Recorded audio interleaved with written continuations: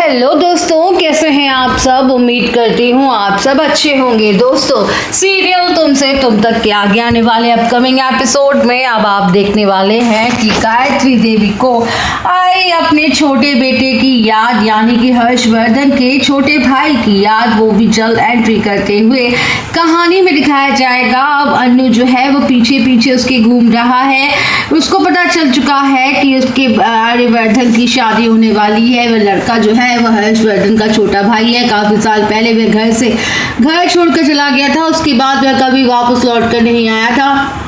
गायत्री माँ जिस तरीके से उसे याद कर रही हैं, उससे यही लग रहा है कि वह घर छोड़कर खुद गया था। उसके पास जो ब्रेसलेट पड़ा होता है वह उसी लड़के का होता है, उसी जिसके ब्रेसलेट होता है जो अन्नू के पीछे पीछे घूम रहा है। इसका मतलब है कि हर्षवर्धन का भाई, जैसे कि सिद्धि माता ने उससे कहा था कि तुम शादी वाले दिन, अभी तुम्हारा टाइम नहीं हुआ है, आने तो दो, वह शादी वाले दिन यहाँ पर वापस लौट कर आएगा। और वह राजनंदिनी का अपना सगा भाई है। आने वाले एपिसोड में देखने को मिलेगा कि आर्य सर बहुत ज़्यादा परेशान है। आर्य सर को लग रहा है कि जालंधर शांत नहीं बैठने वाला है, वह कुछ ना कुछ गड़बड़ तो ज़रूर करेगा।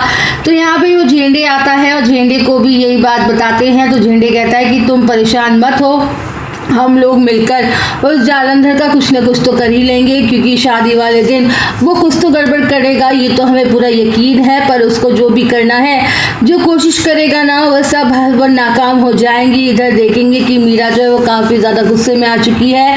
मीरा को लग रहा है कि अन्नू ने उसकी काफ़ी ज़्यादा इंसल्ट कर दी है, मुंह तोड़ जवाब दिया है। अब मैं अन्नू को बताती हूँ, उसको सबक सिखाऊंगी कि उसने किससे पंगा लिया है। क्योंकि अन्नू से जब उसे जवाब दिया था तो उसको देखने के बाद यहाँ पे मीरा का जो गुस्सा होता है वो सातवें आसमान पर पहुंच जाता है। तभी उसे याद आता है कि मुझे उस जालंधर से हाथ मिला लेना चाहिए। एक वही शख्स है जो इस शादी को रोकने में मेरी मदद कर सकता है। बेकार में उसे फ़ोन नहीं कर रही, मेरे पास तो उसका नंबर ही है। तो यहाँ पे तभी वह जालंधर को फ़ोन करती है और बताती है कि मुझे तुमसे मिलना है, मुझे कुछ तुम्हें बताना है। तो जालंधर पास पहुंच जाती है। जालंधर कहता है कि मीरा से कि अच्छा कि तुम यहाँ पे आई हो और मुझे पूरा भरोसा है कि तुम ज़रूर आओगी, क्योंकि तुम और मैं दोनों मिलके सेम चीज़ चाहते हैं। और हमारे जो चाहते हैं वो अन्नू आर्य की शादी ना हो, बस तुम मेरा साथ दो, यहाँ पे जो पॉसिबल हो जाएगा। मीरा कहती है कि तुम्हें जो करना है करो शादी रोकने के लिए, पर एक बात याद रखना कि मुझे बस आर्य सर चाहिए, उन्हें एक खरोच नहीं आनी चाहिए, आर्य सर को कुछ नहीं होना चाहिए, क्योंकि मैं आर्य सर से बहुत प्यार करती हूँ। अगर आर्य सर को कुछ हुआ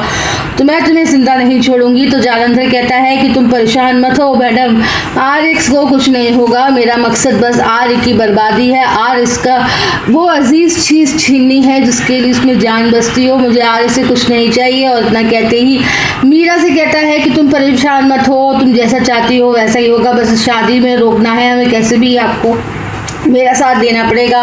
मीरा कहती है कि आपको जो करना है मैं उसमें पूरी मदद करने को तैयार हूँ, बस ये शादी रुक जाए। उसके बाद मीरा यहाँ से चली जाती है। फिर जालंधर अपने मन ही मन कहता है कि आर्य, मुझे जिस तरीके से मेरी ज़िंदगी को तुमने बर्बाद किया है ना, मेरा सब कुछ छीन लिया है, उसी तरीके से मैं तुम्हें बर्बाद कर दूंगा, तुम्हें सब चीज़ छीन लूँगा। तुम्हारी सोच तुमसे प्यारी है। फिलहाल वो अन्नू को छीनना चाहता है, क्योंकि आर्य जो है वो अन्नू से बेइंतहा प्यार करता है। और जालंधर चाहता है कि आर्य ना अन्नू से दूर हो जाए, इसलिए वो अन्नू को दूर करने के लिए उसके पीछे पड़ा हुआ है। दूसरी तरफ देखेंगे कि आर्य सर जो है सिमरन को फ़ोन करते हैं। सिमरन से फ़ोन करने के बाद प्लान बनाते हैं कि वे अन्नू से मिलने के लिए उसके घर पर आएंगे।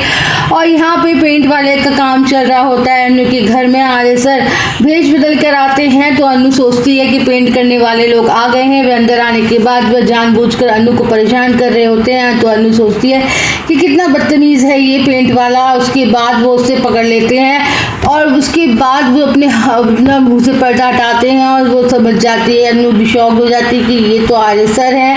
अन्नू बहुत खुश होती है। जहाँ देखेंगे अन्नू गिरने वाली होती है, तभी आर्य सर उसे पकड़ लेते हैं और दोनों के बीच में रोमांटिक मोमेंट आपको देखने को मिलेगा।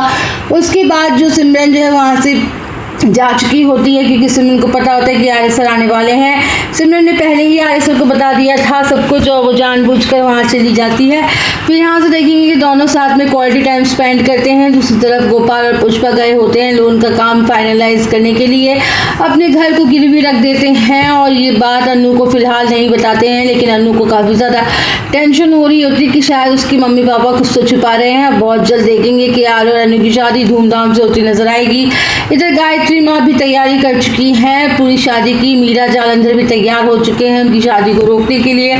अब देखना दिलचस्प होगा कि आखिर ये शादी होती है या फिर नहीं हो पाती है।